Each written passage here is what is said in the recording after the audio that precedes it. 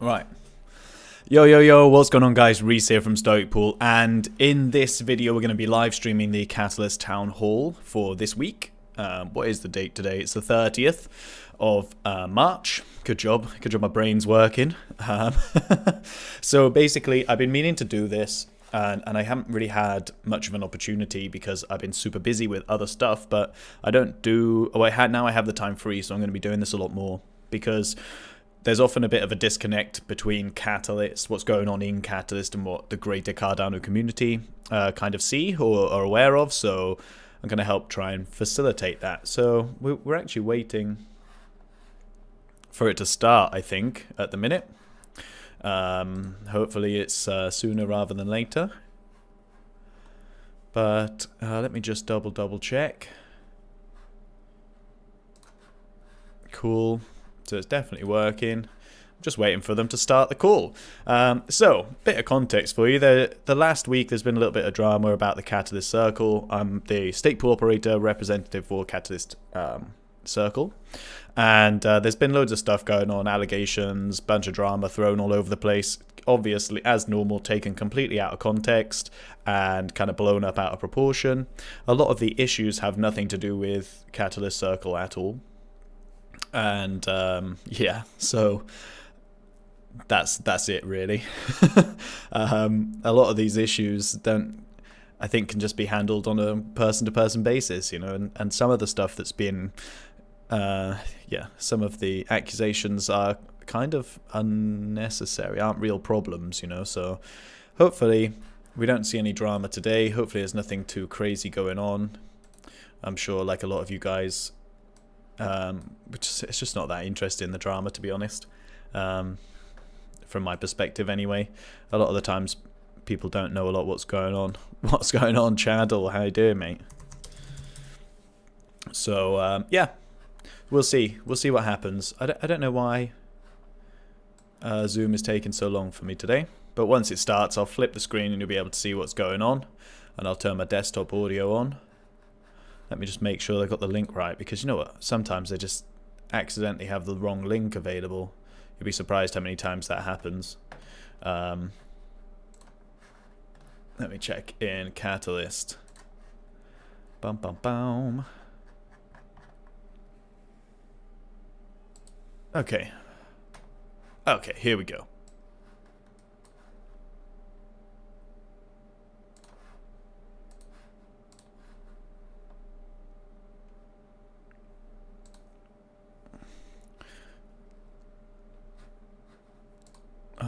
Let me just figure this out quickly. Maybe this one, no, maybe this one, maybe this one.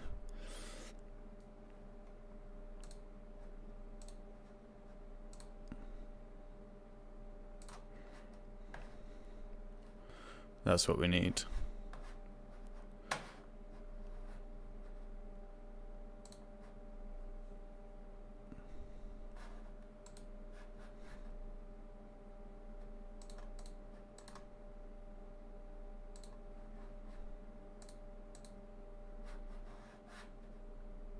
These meetings during the midnight. Cool. Just to let you know, I know it must have been an adjustment, and I do recognize it's not an easy thing moving back and forth, a little bit of a scheduling like that. But Danny, I think you should take a note to contact all of the world leaders and just tell them. I smell a proposal in the making. Maybe we should fund like lobbying proposals and just like submit it to UN or somebody. I don't know who's responsible for these things.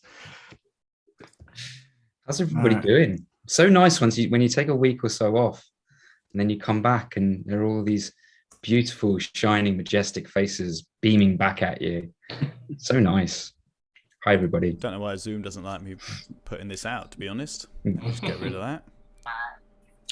Could we do 4 and then I'll be very happy? This is the way. I understand, but I can only do 3 at this time. This is the way. All right, better than Right, guys, I'm going to be hiding in the background because you don't really need to see me. Awesome. I think the Zoom call is already filling up, so we have a good number of participants. I take it we can begin. So that's awesome. So again, good morning, good day, good afternoon, good evening, wherever in the world you're hiding yourself today. As always, make yourself comfortable. We're about to kick off another town hall. Naturally, if you are watching the town hall right now on YouTube live, we do encourage you to look for the Zoom invite link, which is really just underneath the video feed in the description box, so that you can come join us here directly. And if you're asking why, well, YouTube literally is just a front page into what's actually taking place inside the Zoom. So if you are here live with us, come down and join, especially for the breakout rooms at the end, where you get the chance to connect with fellow Cardano travelers and then explore various topics as such. So I think without further ado, we can begin. I trust that today's town hall will be quite brief, briefer than usual, but I don't want to shoot myself in the leg before it actually happens, but fingers crossed, so that we can actually then jump into the breakout rooms and have fun and collaborate as we always do. So let me bring us up. And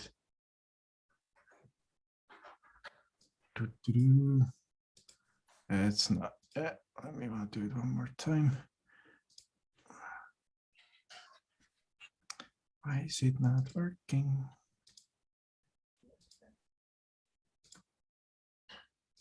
All right, that should do it. Everybody sees the screen? I think we're good to go. I think we wanted to do we're gonna do as usual, welcome to the experiment slide. And for that, our dear colleague, Jack, is going to do us the honors. Jack? Hello, morning, afternoon, and evening, everybody. So, yeah, welcome to the experiment.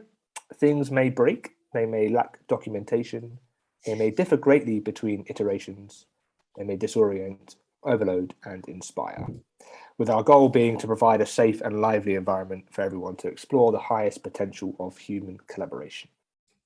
Yay! Good, Jack. But before we let you go, I thought we'd just take a moment just to welcome you to the town hall community. And Jack, maybe we can ask, who are you? What are you doing here? And what is your interest in Catalyst? Well, I don't know where do you begin with interest in Catalyst. There's so many different places you can be interested in. I joined IO in January this year, so started a brand new year with a fresh outlook, getting away from horrible corporates and into something far more interesting. I'm a big fan of sort of working within governance and community, so this is like a perfect role for me. I'm looking after sort of product marketing for Catalyst, but also for governance as a whole for Cardano. So super interesting, very privileged to be in this position, and enjoy working with everyone on the call here. I have spoken to a few of you already within the community, and also I was a CA for Fund 8 to dip my toes in doing some of that too. So very happy to be here and thoroughly enjoy the town halls every single week. So. Oh, thanks, Jack. And what did you feel about the CA process? How was that for you? It was interesting, really. I found it. I just found it fascinating to read proposals properly. You know, and you can read some and kind of skim through when you need to go on more, in fact, for Fund 8. So going into the detail was really interesting, and actually going to people's websites and checking out some of the validating some of the proposals that were coming through was super fascinating, and trying to be very unbiased and following the guidelines to a T. I hope. I mean, it'd be wondering to see if I get a good or excellent scores. I hope none are filtered out. I mean, that would be terrible. But we shall see. But yeah, all good. Well, we're really pleased to have you on the team, Jack. You've been a natural fit, and we're very glad that we can call you a colleague. And yeah, thanks very much for stepping up. Thanks all. So we're coming to that part of the town hall session where we're celebrating projects that have come to close and to come to complete. And so this week we're going to talk about the Create Teaming Agreement Templates project. And this is by Len and his team, and they were part of the Miscellaneous Challenge, which is an awesome challenge for all things misshapen or that don't quite fit into one of the other categories, and a really good opportunity to to be a catch-all for everything else that, you know, as we say, doesn't quite naturally fit into one of the standard challenges. So I'm going to hand it over to Len and his team with Chris and Kevin. Let us know if you can't hear this, and we'll switch. Hi, this video is the closing report for our F7 Project Catalyst Create Teaming Agreement Templates. Our team members are Christopher, Len, and Kevin.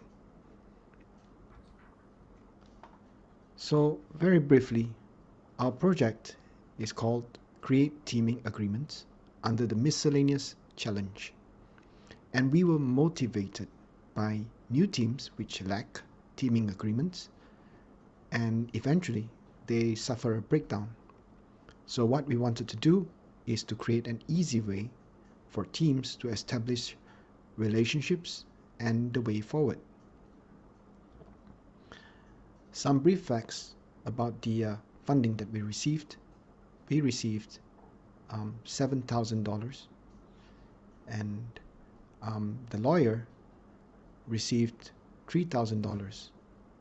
So his role was to create the documents. He had to research and he had to draft the documents. The other two members of the team received $1,000 per month, and for 2 months, so they each received $2,000, and their role was to research and to give feedback on the documents. So in total we received $7,000. The approach that we took was to create legal agreement templates which could be freely used by the Cardano community, and initially we hoped that there would be a low-code or no-code platform to create modular agreements. Our proposed KPI was one long-form and one short-form document. Our experience in the F7, we identified two situations. Number one was people partnering up and forming a team. The second situation we identified was one or more people hiring other people like freelancers. So throughout our F7 journey, we created a few documents. And the first is the teaming agreement, which is used for the core team. All right. The second is the contract for services, which can be used for hiring outsiders or freelancers. And we have created a few examples how to fit it in. For example, a project manager or a software developer. The third document is the deed of accession, and it's for new shareholders who want to join the company. So they will then adhere to the terms of the earlier agreement. And the final one is the project charter, which is a planning document. It's not a legally binding document, but it's helpful. How we performed, we met the KPI and we created more documents than we planned. We could not find a low-code or no-code platform for agreements, so our documents are downloadable and editable. Here are some of the issues that we encountered. We found these issues in the Cardano ecosystem, which we feel need to be addressed. The first is the easy multi-sig light wallet for team treasury management. It's currently not possible to have an easy multi-sig wallet. The second is KYC for teams because, many people don't know each other in real life. The third is easily incorporating and managing an organization. The fourth is we need more community education. So for F8, we propose beyond create teaming agreements under the developer ecosystem challenge. And it's basically to address the shortcomings that we saw in F7. So we want to focus on multi-sig, KYC, community education, research and publications, as well as creating educational media. And to summarize, these are the URLs for our F7 proposal and our F8 proposal. And on the right, you can see the summary of our F8 proposal. So thank you very much for your time, and thanks for watching this video. That's awesome. And thanks very much to Len, Kevin, and Chris. I wonder if we've got any of the team here on the call today. Not sure if we do. I was looking for Len, but I don't think he is. So if anyone else is, we'd be happy to have a chat. But yeah, I mean, I think that this is just a really nice starting point for how DAOs are potentially thinking about operating, right? Like we can certainly see that there are going to be challenges when trying to put disparate parties that don't necessarily know each other together in this kind of decentralized distributed systems world. And these sorts of projects seem to be unpacking this step by step. Certainly not, the complete full product yet, but you could imagine that in not too long down the line, once we have multi-sig capabilities, it's hopefully as straightforward as entering sort of rules and terms that are machine readable from legalese, basing it on sort of statements from maybe some sort of traditional corporate and entity backgrounds or commercial agreement frameworks, and this being able to be read essentially by a smart contract. There's been some interesting work in the past from legalese research, but this was probably the first instance I've seen where it's actually beginning to be sort of specced out in the Cardano ecosystem anyway. So yeah, congratulations to the guys there. And we're looking forward to seeing more and more of your project close reports. We're building this bank and this library of assets. And for anybody that wants to check in and dive in, check out and dive into some of the projects. Look, you can't even see the projects and the number of projects that are on the slide these days. So yeah, this is going to become 2 slides probably next week. But if anybody has projects that are about to close, or you want to step up and join Town Hall to talk about your outcomes, then get in touch with Danny and myself, and we'd be more than happy to welcome you to the stage. And on that note, I'm going to hand back to Danny. Awesome.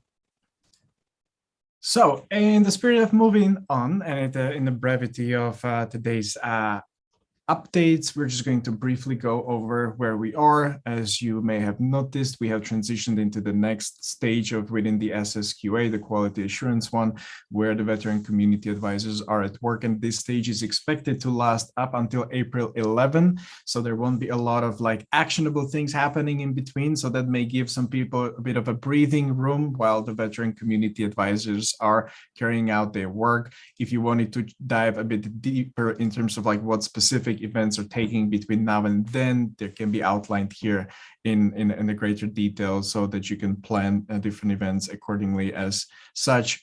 As I did mention, veteran community advisors are now at work. There's a number of changes that were introduced this time around as an improvements in terms of like how the veteran community advisors are actually selected. So there were some preconditions that you actually had to meet on top of everything what was generally accepted in the past. So now you would have to have been at least 3 times a VCA since the inception of Catalyst, or been doing a quality CA work over the past 2 rounds where you actually had to have scored at least some kind of excellent or good reviews on your part as well. So those were some new thresholds included.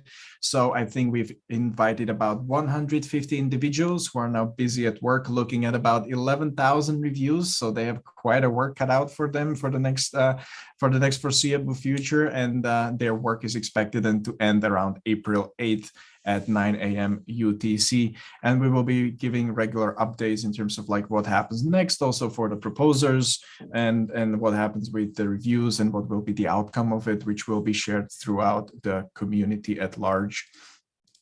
Brief reminder why we are actually bothering with it. As always, trying to add the layer of equality as assessments to the review process, trying to filter out and spot some biased or substandard assessments and to highlight and reward those high quality ones by identifying what could be a good and what could be excellent review, so that it gives a feedback loop to participants and the CAs to level up their skills. So the goal is really to learn and iterate on that process as such. Another cool, exciting thing which is happening, part 2 is Idea Fest. I don't know if do we have Aiden with us? I think we do. I think we needed a bit of energy boost, and I'm sure he's going to deliver it. So Aiden, how has the last week been? I heard it was quite a great event in Idea Fest. What's happening? Give us the latest and what's happening this Saturday as well.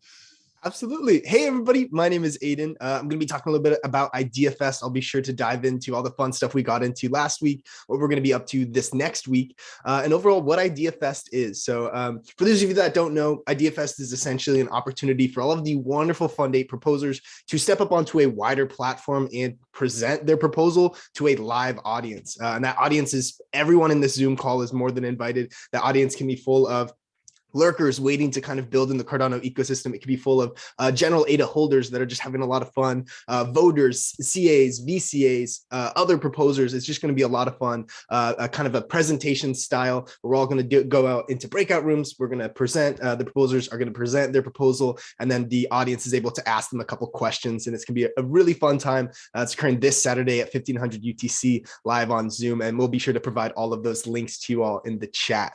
So in the next slide, I'm going to be quickly talking about why we're doing Idea Fest. And the real big opportunity here is to present our finalized Fund 8 proposals. I mean, all of these people have worked so hard to produce really, really high quality proposals that are currently going through that whole VCA process. And it's important to give them the platform to speak to a wider audience about it. It's a great way to connect the proposer and the voter, make sure that the voter knows the person that they're voting for and who they're trying to allocate funds to. And of course, to meet the teams behind these impactful projects. We might have all heard that it's smart to invest in teams as opposed to products. So it's important. And that's kind of why in proposals we see that relevant experience section. So it's important to kind of broaden that relevant experience and see who's behind it.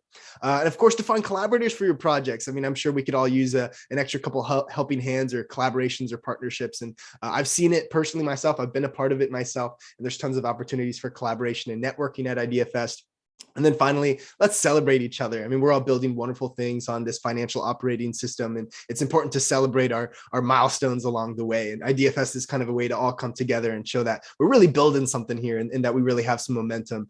And then on the final slide, you all are going to get access to some fun links. And I'll just kind of share kind of a little tidbit about what happened last Idea Fest and what's going to be happening at this next one. So the last one, we had over 8 breakout rooms full of presenters that all got to have 15 minutes to share their proposal and then answer some Q&A. I think we had like 60 to 70 people total in the Zoom call, and it was an absolutely really, really fun time.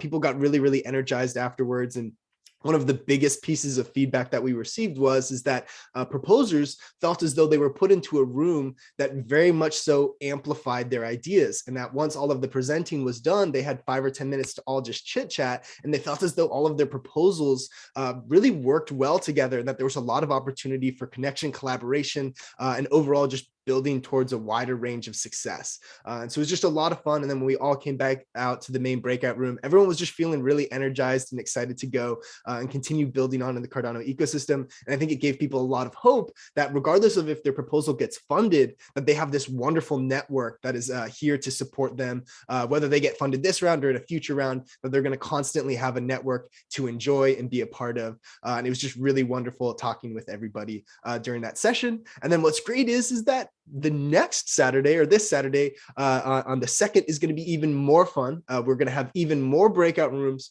We're going to have a keynote speaker. Mr. Patrick Tobler of NFT Maker Pro is going to be coming out and giving us a wonderful, wonderful kind of keynote presentation just about, how can we achieve success in the Cardano ecosystem and create true impact for all of the people that are building and all of the people that are lurking and all the people that are just having a great old time. So I really, really highly encourage everybody to come out to Idea Fest on the 2nd at 1500 UTC. We'll be sure to provide all those links into the Zoom chat.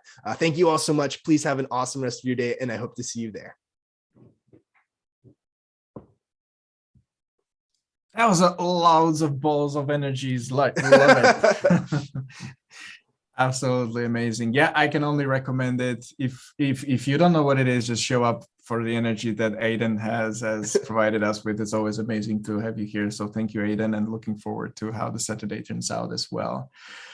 Moving on, I'm gonna give it over to the Catalyst Circle with a couple of updates, so you can take it away. All right, thanks, Danny. And my bandwidth is really bad today, so I've cut out a few times. So hopefully it stays on for the length of this.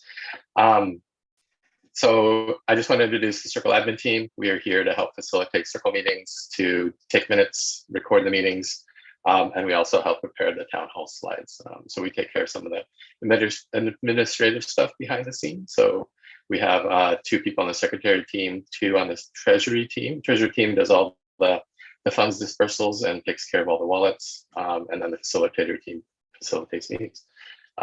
Next slide, please. So what is a Catalyst Circle? It is a human sensor array, and it consists of functional group representatives from around the community. And it's an iterative mechanism to problem sense and prioritize community effort and intention. And Chris Barrett has provided a nice article here that you can click through to read all about the beginning of the circle and what it's all about. Next slide.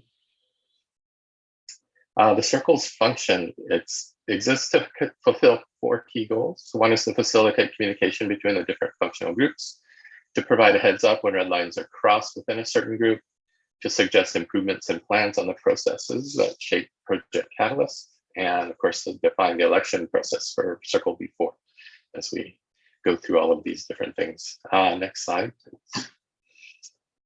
And for the actual functional group seats, there are 7. So 5 are elected, and those are the community advisors, the funded proposers, the general ATA holder, stake pool operators, and the tool makers and maintainers. And in addition to those 5, there are also 2 appointed seats. One is appointed by IOG and the other by the Cardano Foundation. Next slide. And our current circle is for the general ATA holders is Dimitri Fernando, community advisors is Nadia, funded proposers is Mercy, stake pool operators is Rhys, tool makers and maintainers is Joey, Cardano Foundation is filled by Bullish Dumpling, and IOG is Harris Warren. Next slide, please. So if you're curious about anything about the election and how it happened, there are links here provided by QADAO about all the different oversight and election process and the candidate platform statements and everything else. Feel free to click on those links to find out more. Next slide. And then the Catalyst Circle. This is a platform for them to give you updates as a community on what they've been doing over the last week. I think today we have 3 presentations. We can go to the next slide.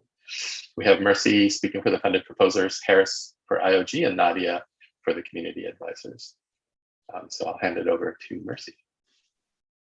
Hi, everyone. So this is really a very quick introduction to the funded proposers subcircle. Thankfully, we have these awesome human beings that stepped up. They want to sort of help to, get feedback, sensing here, and sort of give back to all areas of the Cardano community. As we know, we are a global entity. So we have Emilia, who is more sort of Africa. Stephen, we know Stephen Lockhart, active in the community. He's more sort of North America. We have Stephen, who is just amazing at organizing our documentation. He's in Europe. We have May from East Asia. We have Alex from the LATAM group, and Vanessa, who is organizing us, and she is just amazing. Right now, what the subcircle is doing is we have some kind of a strategy. We are still working on it, and as the weeks go by, we will see more of that. But wherever any of these reps are, they're able to hear and listen. And then we bring it onto a Mario board and, discuss it. And then when it's ready to actually go into circle, then it does go there. What I need to say is that by no means these individuals, do they only represent the funded proposers. What we have agreed as a circle is that we'll sort of, back up each other. So anyone, if you have any thinking, any suggestion, any concerns, please reach out. So that's the reason that we're sharing the slide. So you actually have their Telegram contact. In addition, you can also please write to us, funded proposals at catalystcircle.io. These are individuals in addition to myself and the other reps on the circle that you can actually reach out to. They are very welcoming and they are doing an amazing job. Thanks, everyone. Hey everyone, Harris here. Just wanted to mention, remind everyone, the Catalyst Circle is a human sensor array. And wow, we've certainly been sensing a lot out there in the community, and we wanted to address that. And I wanted to just state briefly that in tomorrow's circle meeting, we have an agenda item to actually discuss a code of conduct for the circle. So we'll have some discussion. We'll want to bring those items into the community to have further discussion on how to establish that, what that means, and really work together to form a foundation for the circle, guys. I'll be moving forward. That as well. And so it has been an experiment, and we're looking to add and learn and make it better and better as we continue forward. But just wanted to briefly mention this, and I'll hand it off to Nadia. Thank you. All right. Reminder that today, Mercy and I are going to co-host an after town hall. This is going to be a Fund 8 discovery session. And we announced this last week. So this is so that we can look at the entire process now that we've sort of come into the quieter VCA stage, well, quieter for everyone but the VCAs. So thank you, VCAs. But for the rest of us, we have this opportunity to look at how the process went here from the beginning of Fund 8 to where we are now. This is a place for us to bring up things that were successes over Fund 7, positive advancements, and also things that really need improvement and attention. And we're hoping that this will create a compilation of these issues, a lot of which have been logged already, and we'll add to that, and then a little bit of a collective to create solutions. Some of those solutions will be quick, some of those solutions might take us longer.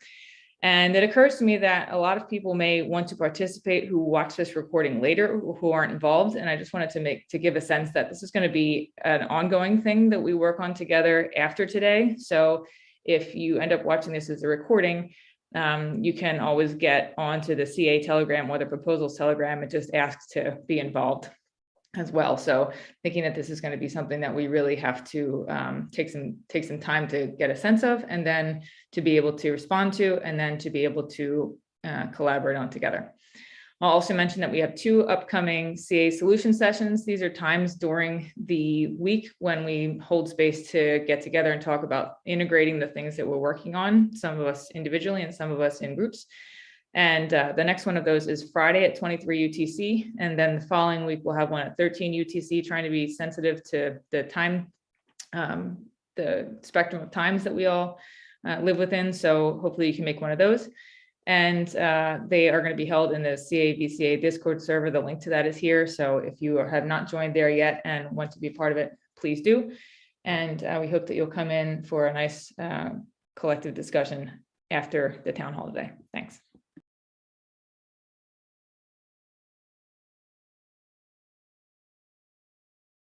All right, as mentioned, we have our next meeting tomorrow, but if you want to see what happened in the meeting 2 weeks ago, here's a link to it. The recordings are up and transcribed. Thanks again to QADAO for doing all of that. And if you want to look at more resources, here's all the links to all the things that we're collecting for the various activities of the circle, V1, V2, and V3. So I encourage you to go take a look. I think that's it for us. Thanks, everybody. Awesome. Thank you for all the updates. Again, just to wrap up real quick, we are entering the last week for voter registrations for Fund 8. So in case you haven't had the opportunity to vote yet, or you haven't had the opportunity to register, I encourage you to do so. You have last week to do, because you will need to have your wallet registered during the snapshot on April 7th at 11 a.m. UTC. So here are some couple of guidelines and things if you have any issues navigating that, but make sure you collect your QR and PIN code before and make sure it's safe so that you don't lock yourself out during the actual voting, which will then start another week or so later into the mid-April as such. All right, next town hall next week. Please do notice again the time change. I know everybody's done a phenomenal job coming today on time. I know this is a little bit awkward until we get used to that new time slot as well. So I appreciate everyone for your patience. But again, the next town hall will be next week on Wednesday at 5 p.m. UTC. If you are here for the first time or you're watching it on YouTube, you'll be able to register to this town hall by using this link, which should be also in the description box of this YouTube video as such. And to highlight a couple of links where you can find a lot more information. If you want to be in tune with what's happening and what's the latest, I encourage you to sign up to the announcements channel on Telegram or to the mailing list to receive a weekly update of what's happening within the Catalyst and what are the key themes to look after as such. And as promised, that concludes the main part. So I would invite the swarm to bring us home for the after town hall so we can jump into those conversations. And I hope I gave the proper permissions to. Yep. Hi, yeah, guys. I did. All right. Hi, Joanna. Take it away. Hi. Let me just share my screen. So, hi everyone, I'm Joanna. I'll be walking you through the events for this week and the breakout rooms shortly after. So the first event we have is the Latin Town Hall. It's every Thursday at 9:30 p.m. UTC, and you can join them on Discord.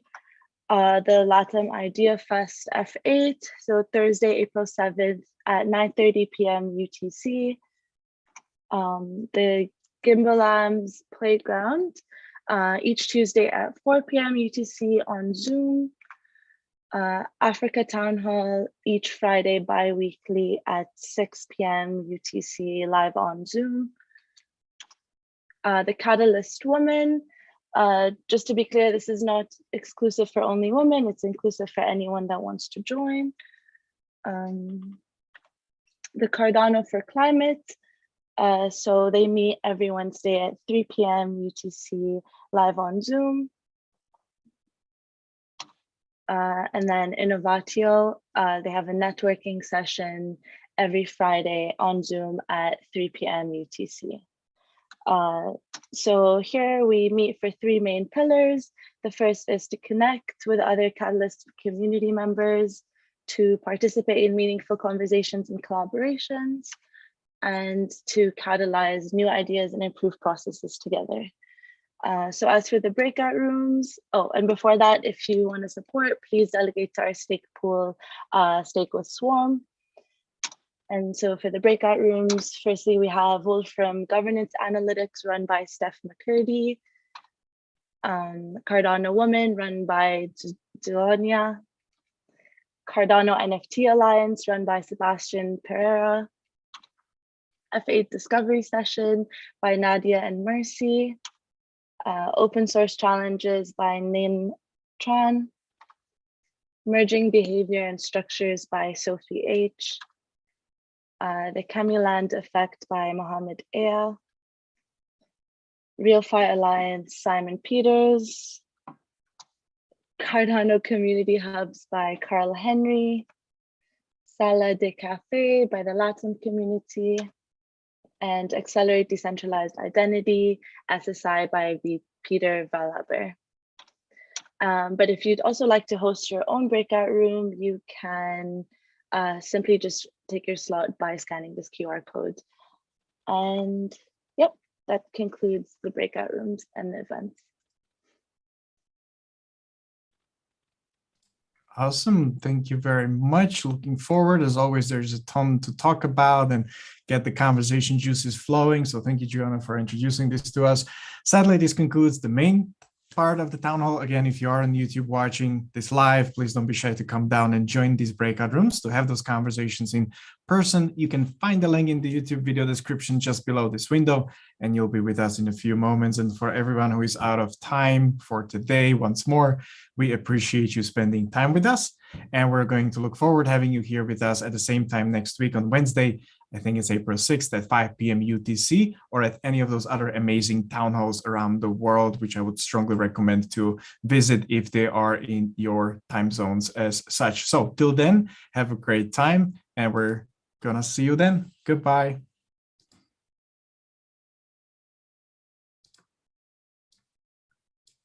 Awesome. So the breakout rooms, I think they're open. Is that a record?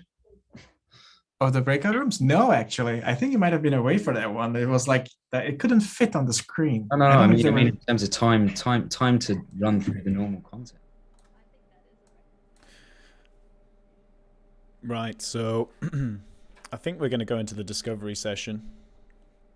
Although I might swap out to a different room at some point, depending on what's going on.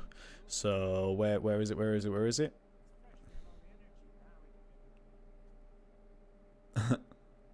In we go. So let's check this out. Hey, you're right, Nadia. Can you hear me okay? Perfect.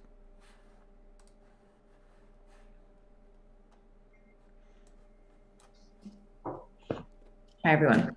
So we'll just turn that back on so you can hear what's going on. Hey all, how you doing? Good. All right, give her a little... Hey, Alan. I thought I heard your voice there. Thanks for joining us, Alan. What are you drinking, Alan? It's water. Oh, I'm disappointing. Seeing as the clock's changed here at the weekend, it's now officially gin and tonic season. It is, technically. That's official then, huh? Okay, that's cool. Yes, that's my general measure. Right. Give it some time here for people. Looks like people are still migrating places. Got about 39 people finding their way still, so a little space to do that. Yeah, definitely wanted to jump in the early part of the discussion, Nadia and Mercy, but I'll probably have to drop in a few minutes. All right, well, you better talk fast then. Yeah. All right. Still coming along. So I always start talking and frame it, and then I hit record, and the framing's not recorded. So I'm gonna just be quiet until we get here. If anyone has any really interesting, fun facts or things going on or stuff to throw into the pot of conversation here.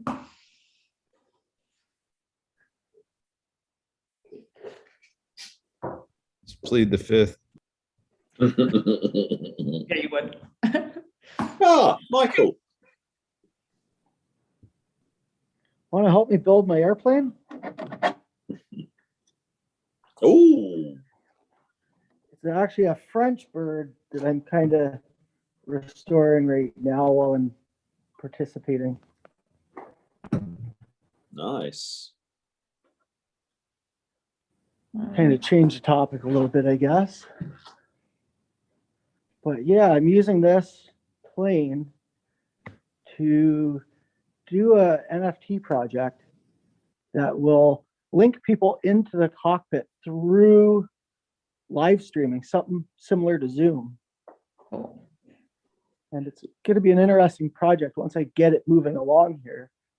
What it's going to do is allow people that can't afford education in flying an opportunity to kind of experience some of the basics of it, and they can grow from that.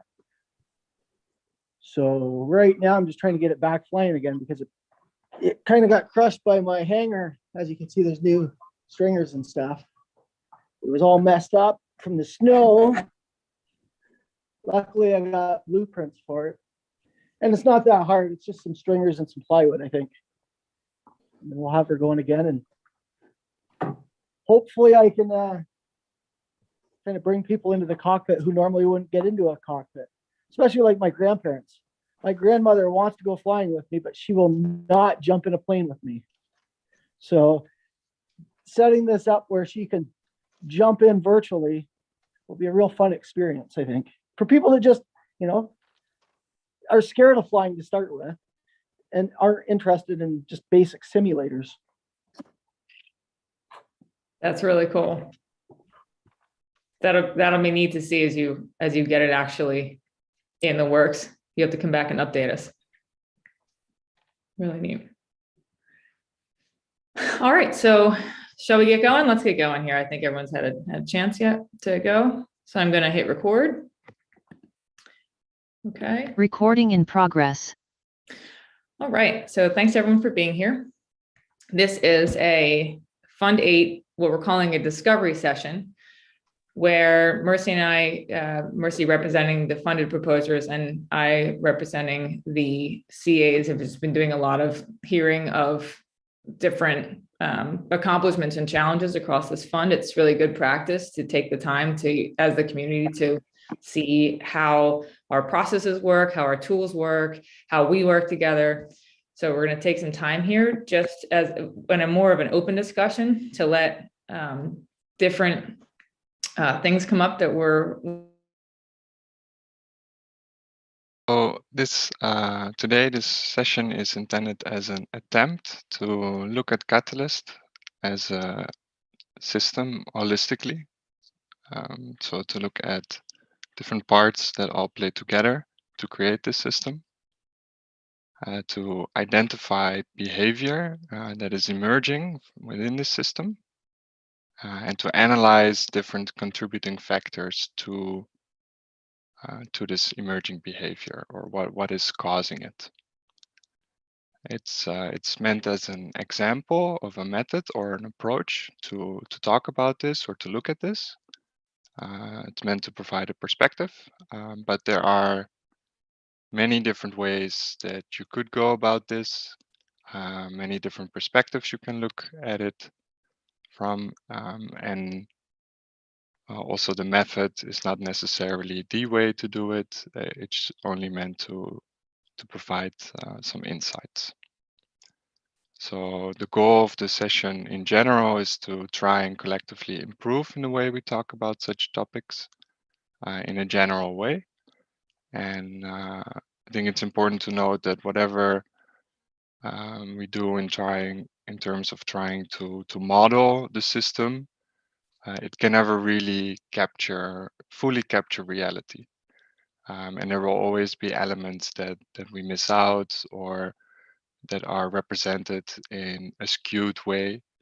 And it's good to always keep this in mind, that although models can help, we should also not take them too seriously.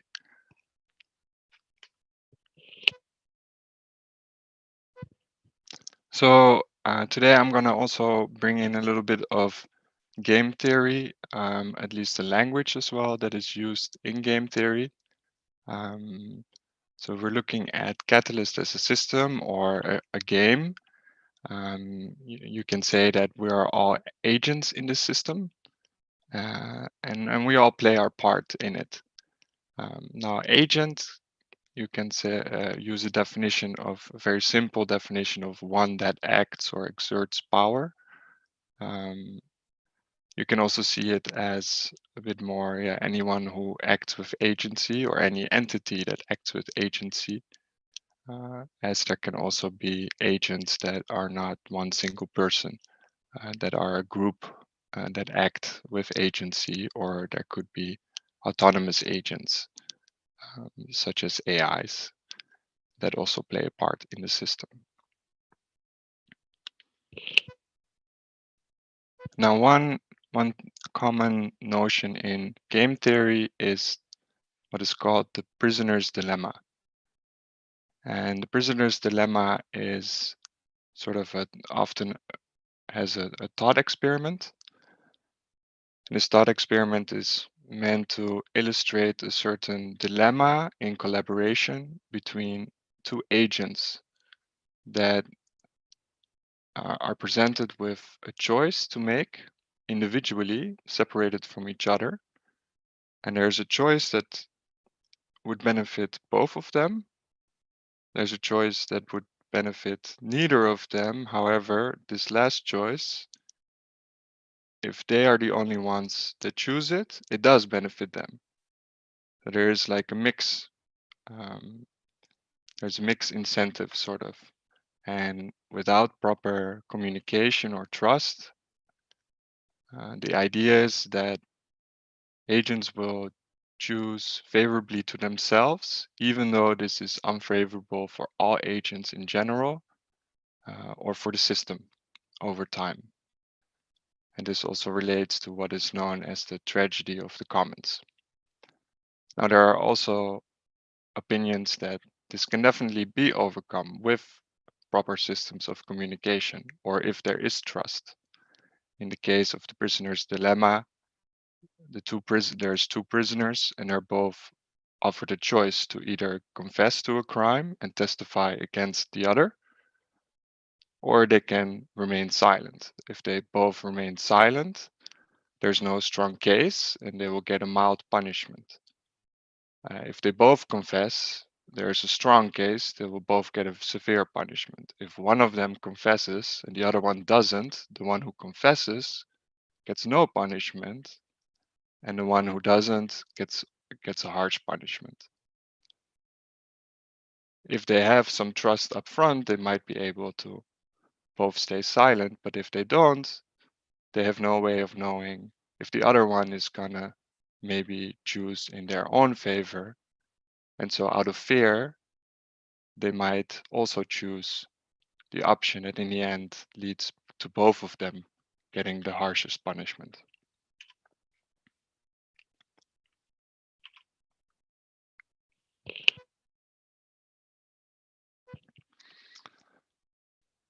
So Catalyst, from a game theory perspective, can be seen as a multi-round, multi-agent resource allocation problem. That's a lot of words that might need some clarification. So in Catalyst, we have different rounds, different funding rounds, and each of them try to maximize the return on intention of all the funds that are allocated among all the participants. This is through proposals, but also through other means. Also, those other roles that are receiving funds is with the goal to maximize the overall return of intention of the system. Now, you can say that return of intention is a measure, but in the systems you can have different kind of measures, and these there's different ways of measuring the overall outcome and how well the system is performing. I don't want to go too deep into that today. But what is important in a multi-round system is that the results of the previous round and the communication in between those rounds determines the decision that are made by the participating agents in the next round. And each agent has a choice in which strategies they adopt or what policies they adopt. And these are terminologies that might sound like everybody's trying to game the system. And yeah, unfortunately, game theory has that naturally in its language. You can also talk about this with other language. Now I'm presenting the specifically a game theory perspective in that sense.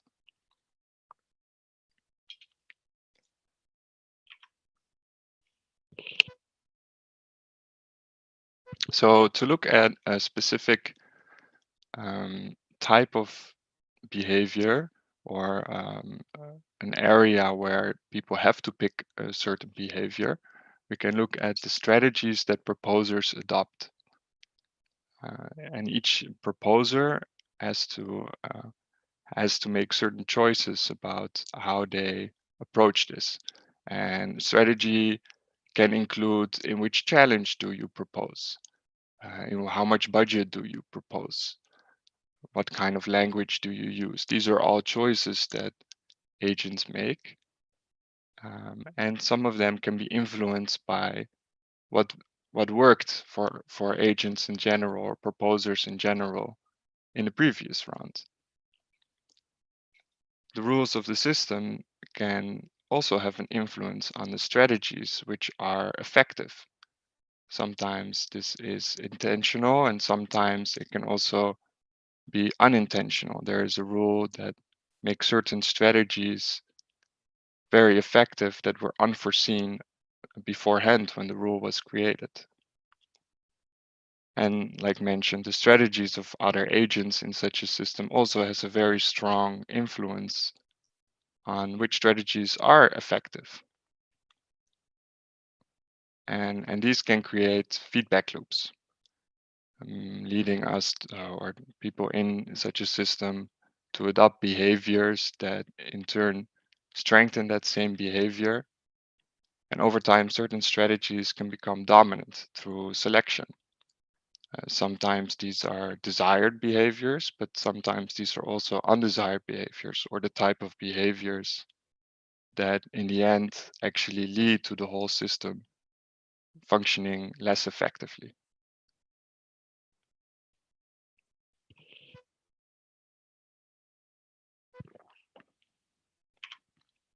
So I want to look at an example of a behavior, and sort of I've made an attempt to try and map out not a complete image of the factors, but some factors that play into a certain feedback loop.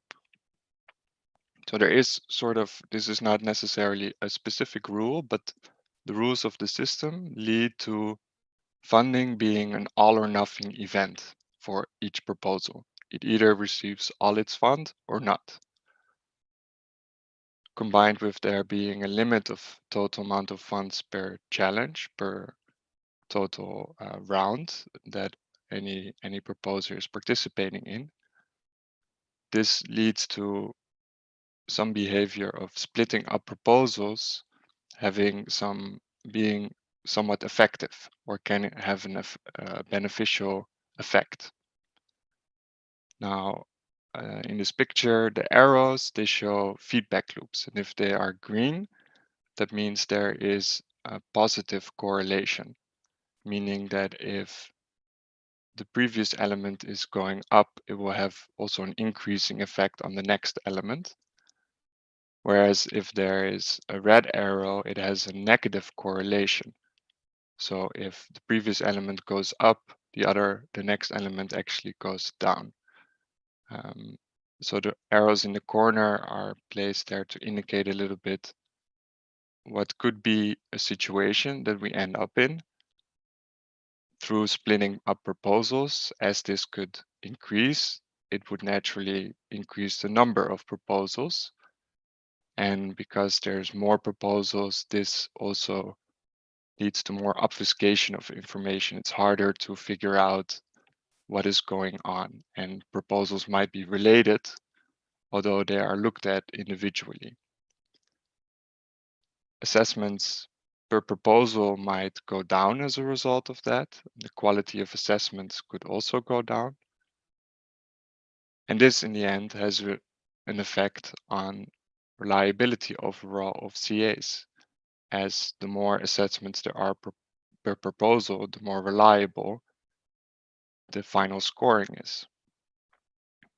And all of this has an effect on how well informed voters are, how easy it is for them to receive full information about all the proposals, which in turn could have a negative effect if this goes down on the proposer's trust in the outcome of the same system. And then we get back to splitting up proposal. As the trust goes down, this could have an effect where people aim to split up their proposals even more in an attempt to combat the fact that the chances of their individual proposals is going down. And then we end up in a negative feedback loop. And this can become the dominant behavior, where there are so many different proposals from every different project, and there's no way to sort of revert this.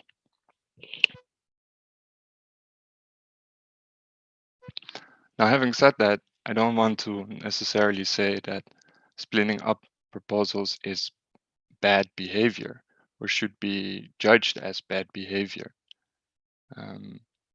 It could be that actually the fact that it is happening is also because that is actually the right way to address a problem, to split it up in different parts. There could be many different reasons that are leading into it that are not considered right now. However, you could ask if the system was designed to support this, and if we should maybe rethink certain things, given that this is becoming the dominant, becoming more dominant as a behavior. Now, this is also, again, just one example of one type of behavior in the overall system. In that sense, it's not a very holistic view. Looking at a certain behavior and trying to look at different components from different parts of the ecosystem. I think it's good to not try and focus too much on any specific thing too much, but more about how can we talk about this in general. And this is more meant as an example of how we could do that. So yeah, a little bit about how we can use this, or what my ideas are about doing this. So each step that is helped in such a feedback loop has a cascading effect, right? The feedback loop works both ways. So if we're noticing certain things going the wrong way in such a loop, with a bit of effort on a specific part, we can turn the arrow around, and that will have that can turn the whole process around. So that's one thing to always consider. But also that there are many perspectives, many other things to consider as well. This is just one example.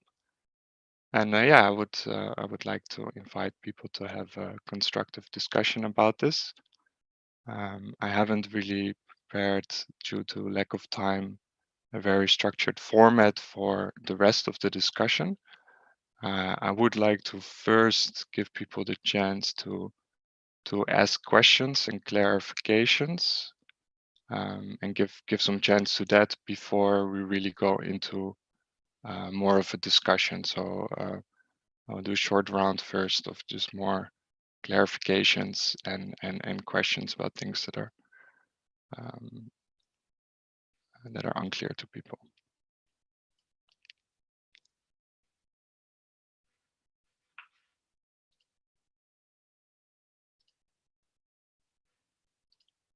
And I have to check my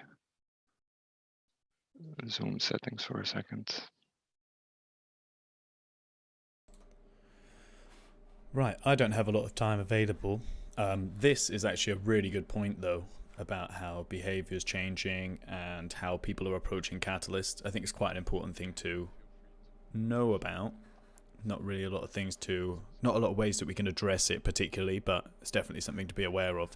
I'm actually going to skip back into the discovery session group, because I feel like there might be something a little more interesting going on there. I've got about 25 minutes.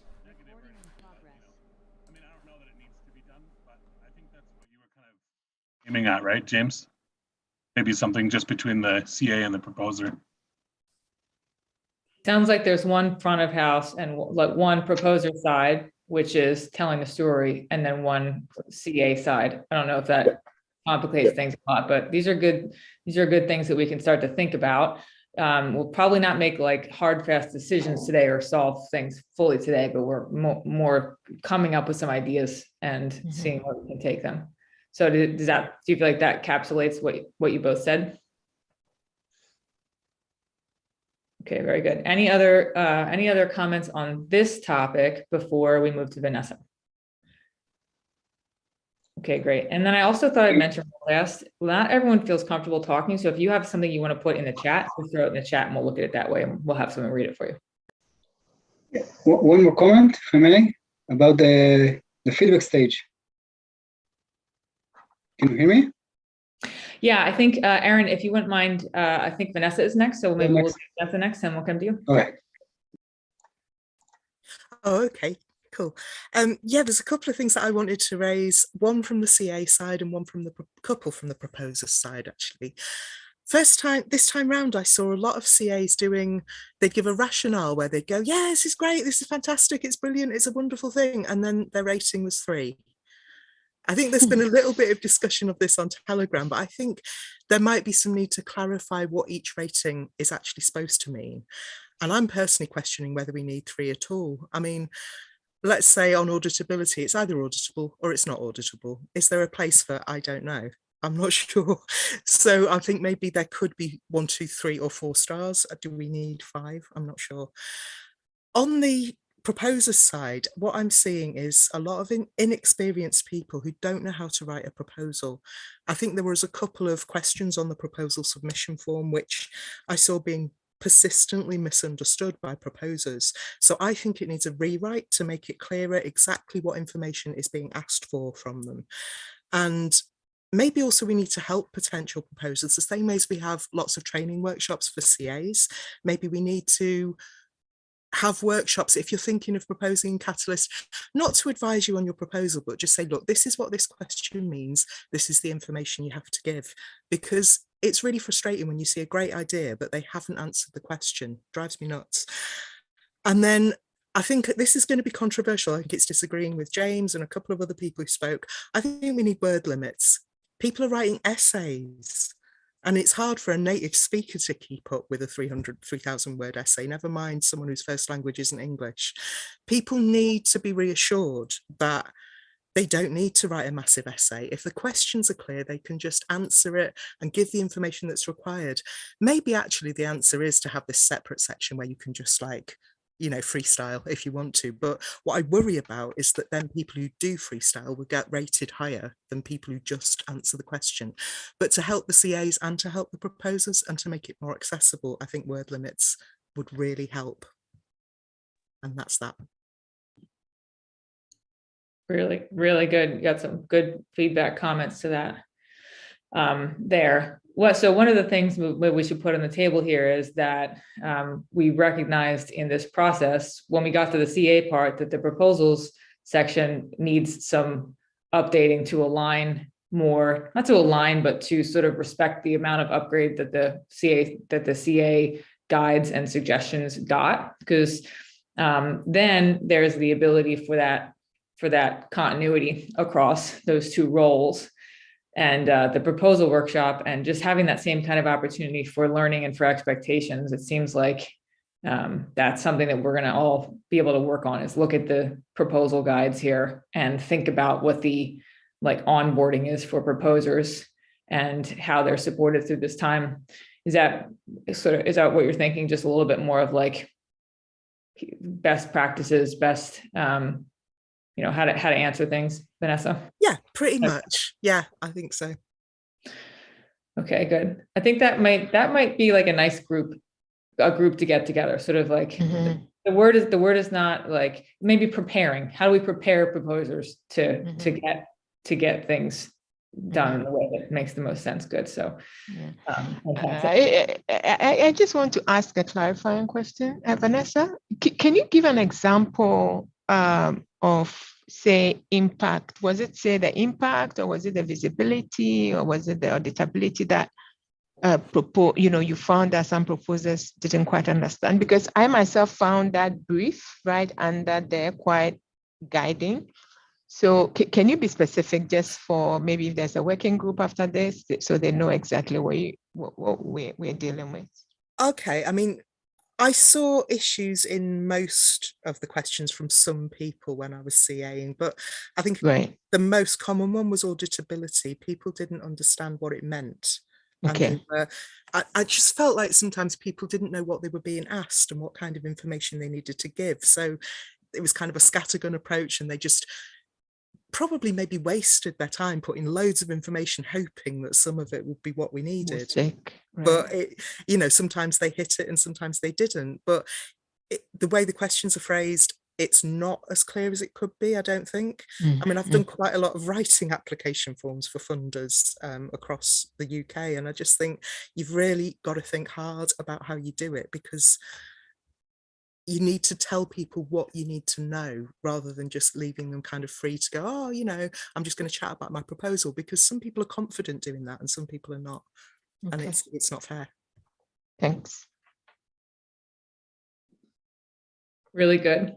I'm also thinking as you're talking that maybe this like extra window for the CAs could be a little bit directed, like advice for proposal related to improving their idea, or something that gives a little bit of context. So it's not like write a book here, whatever you like, you know, that kind of a thing. So maybe we consider making it broad, but still give a little bit of context so people don't just start writing whatever they want, if that's what we want to accomplish.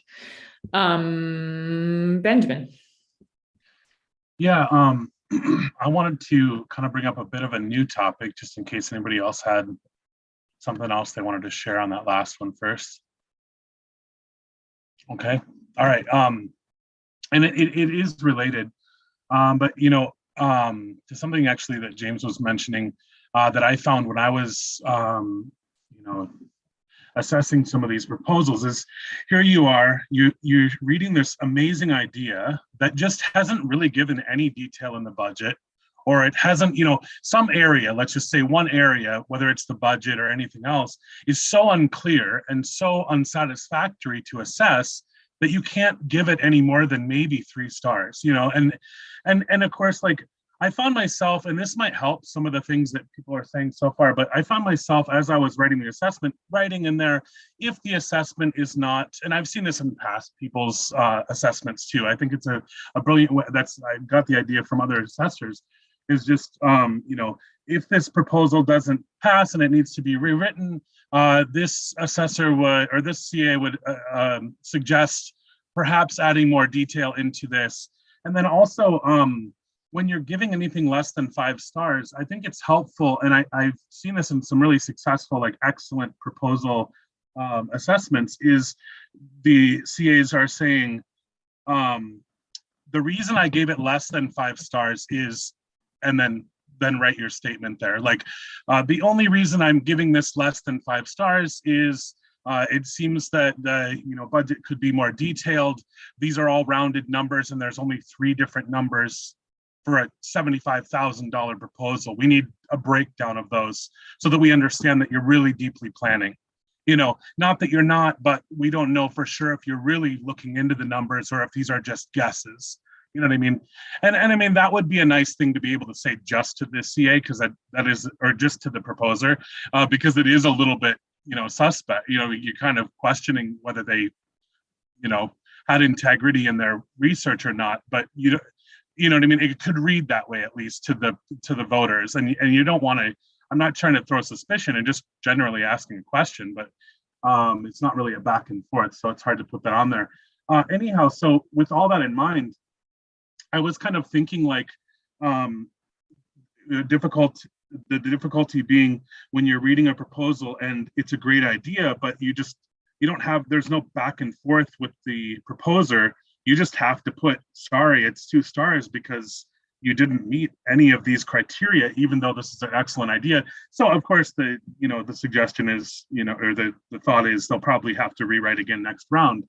But I was thinking, what if the CAs, and now that we actually have enough to where there's like several more than necessary, and in terms of assessments on each of the proposals, a few funds ago, of course, we didn't have enough CAs or at least assessments on some of them. But what if we were bound to sort of make sure that we were there previously commenting on the proposal before the assessment period, and then we would have the back and forth there with the proposals that we are going to assess eventually.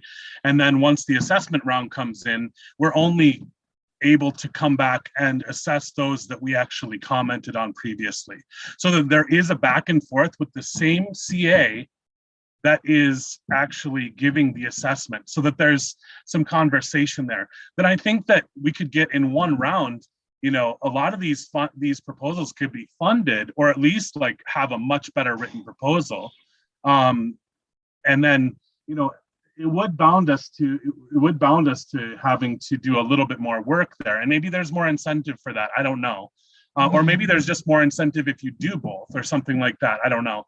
But this is just a suggestion, because it seems like the only sort of recourse now is like, okay, it's not that great of a proposal and you're going to have to come back next fund. And we're not bound by going in and commenting before. And I thought most of the ones that I assessed this time, I hadn't commented on before. I just tried to stay within one category at a time, because I really get to know what the challenge was. And then I'd be like, okay, I want to stay in this category only for a little while, because I have pretty good background in this area. So I want to stay in here. And then, but again, I hadn't commented on a lot of them prior, and I found myself kind of kicking myself going, gee, I wish I would have had a back and forth with this proposer. It's such a great idea. So I don't know. There's many different ways that could be solved, like I just mentioned, but it's just a thought that I wanted to throw out there. Yeah, so I really wish that we can, maybe in subsequent calls, we can actually sit on this particular issue a little bit. Because this is something that Steve Lockhart suggested, so it's not my idea, but I really liked it, in the sense that now we have really good challenge teams, sort of, green shoots, but it's emerging. So what stops us from merging those challenge teams with sort of CA groups, in a sense? So that what Benjamin is saying, there is that relationship, there is, and we need to figure it out how that could potentially look, so that, the challenge teams, in addition to the CAs, there's just this constant support. And it just makes things easy all around for everyone on the backside. Doing all that front end work just pays dividends on the backside, definitely. So yeah, this is something that I think it's key. Every time we collaborate, right? It always is exponential benefits. So thanks, Benjamin. You're welcome. Yeah, and I guess the only other little tiny detail would be that we would be able to maybe sign in as a CA and make that comment previously to the assessment round, so that we would be able to keep the anonymity of the CA. So we would have to do like sign in a special way or something, if that was ever possible, just because I think a lot of CAs would be like, wait a second, I thought we were supposed to be anonymous and all this. So just another little detail. Right.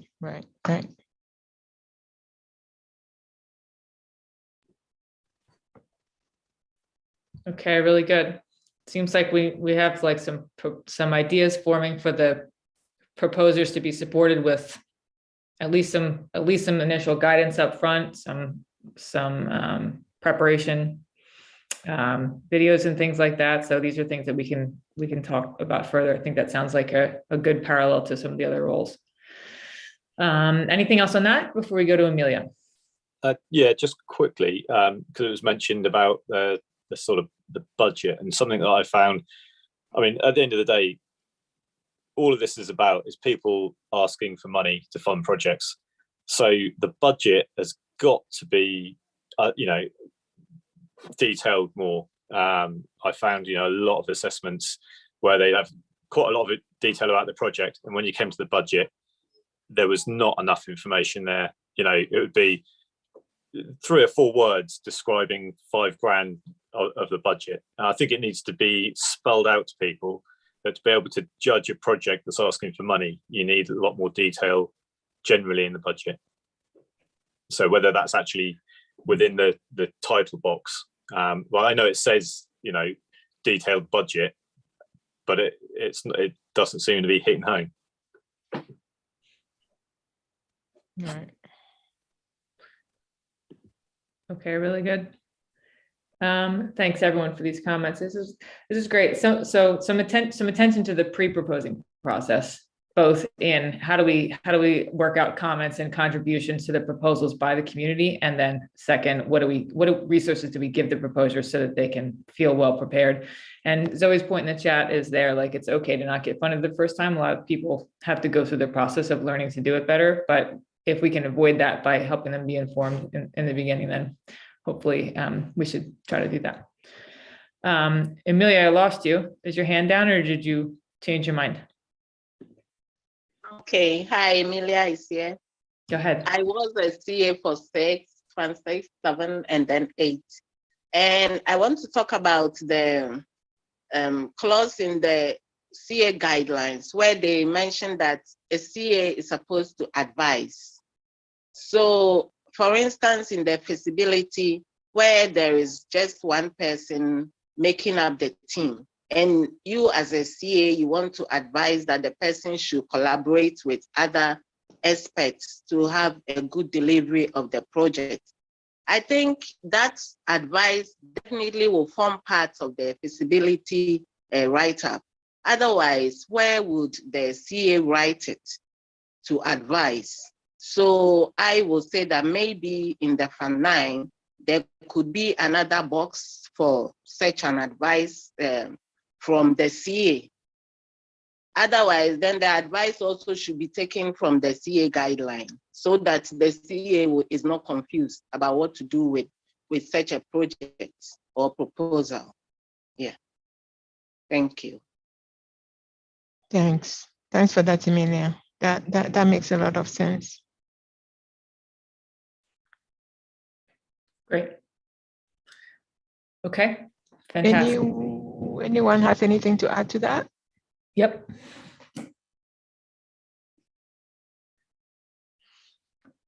I want to ask us a question. So in terms of, we've all agreed that there are quite a few new proposers, and there are going to be new proposers, as we go through Fund 9, 10, etc. There are some issues that are cropping up as we are becoming bigger. And some of these issues are, like there's no clear don't do with that. And especially in this decentralized world, do we really sort of want to make rules as to do, don'ts, or do we just, should we just go freestyle? What myself and Nadia, we also want to find out from everyone here, if anybody has a thought, is in terms of, gray areas, like it's not appropriate, but you can't really say don't do, like, is there a way that we can guide new proposers to behave well? Did I say that? Nadia, help me with that. Nadia, catch this hot potato. Well, I think we've sensed a lot of things. So one of the things for the CAs is that, we introduced the similarity analysis tool, and then we had proposers that had a lot of similarity across the proposals.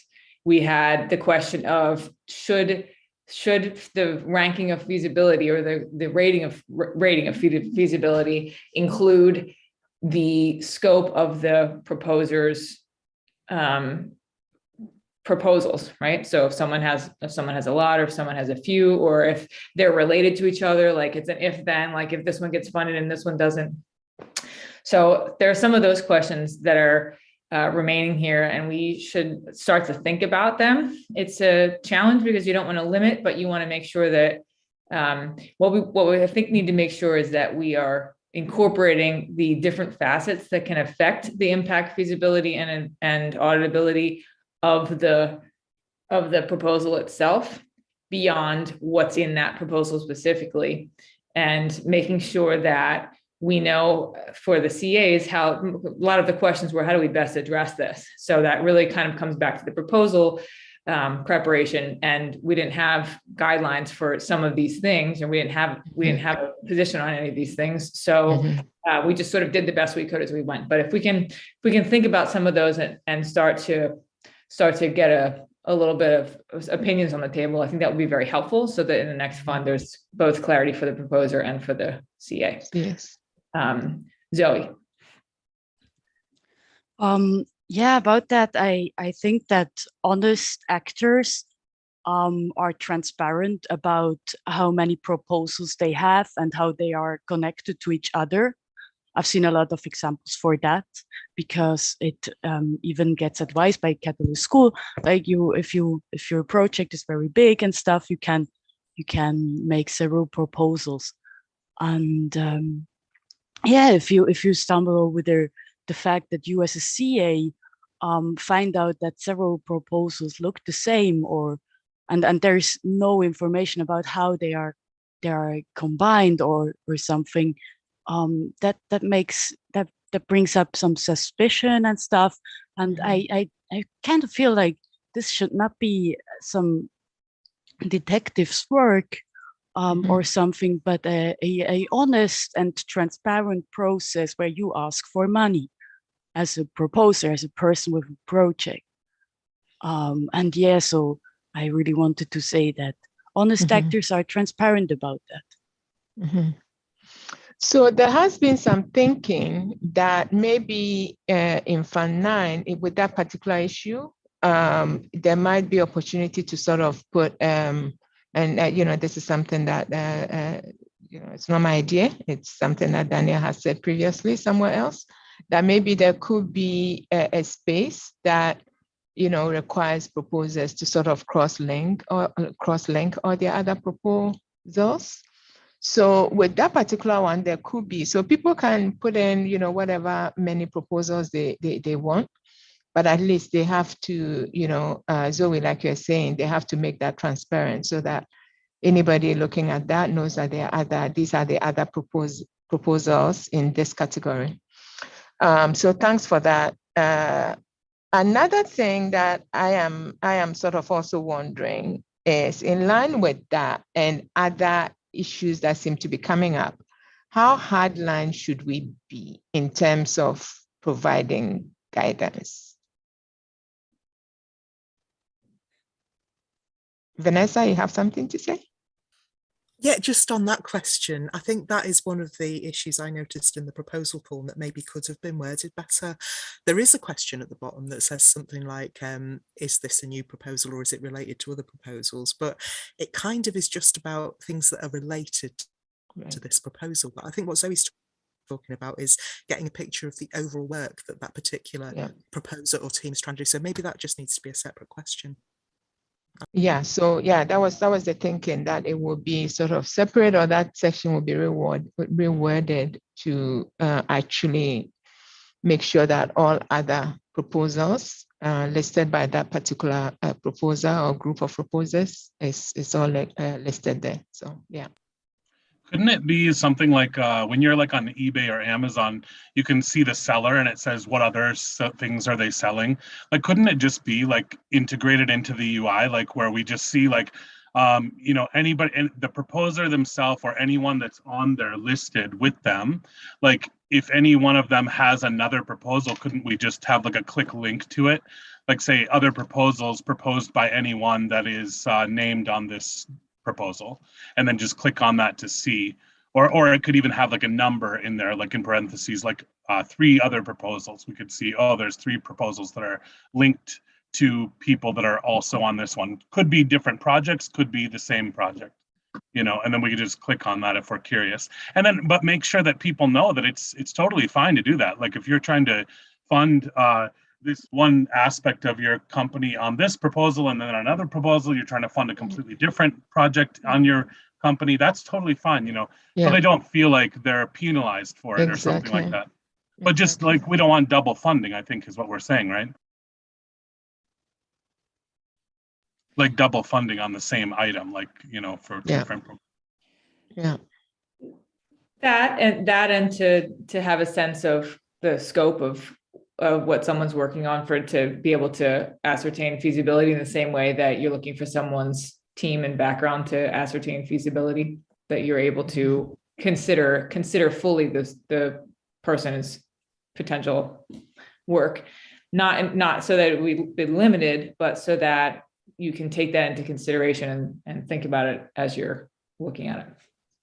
So that's really for sure. That's the question here, is should we be doing that? And if so, how can we do that in the least limiting way for the proposer to be able to freely work on their work? Right.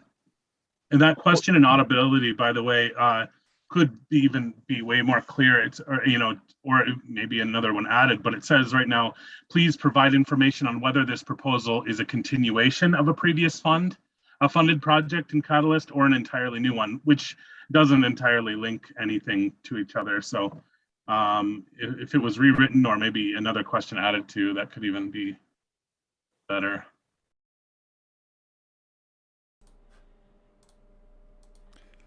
Right, guys, that's got to be it for me today.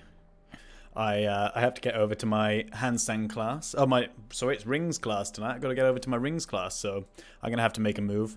But this is just a little bit of an idea about what's actually going on in Catalyst right now. And now I have an incredibly white screen in front of me. Apologies for that. So there's lots of stuff going on right now. There's lots of ways that people are trying to improve the process, and it's an ongoing process. It's an iterative process, and these conversations aren't like a one-off thing. People are having these conversations and thinking very critically about them all the time. But yeah, listen, that's it from me. If you're interested in the Catalyst Circle meetup, we're having that tomorrow. I'm going to live stream that as well, so we can be completely transparent about what's going on over there. Otherwise, guys, give us a like, subscribe, etc., etc. You get the YouTube things, and I'll see you next time.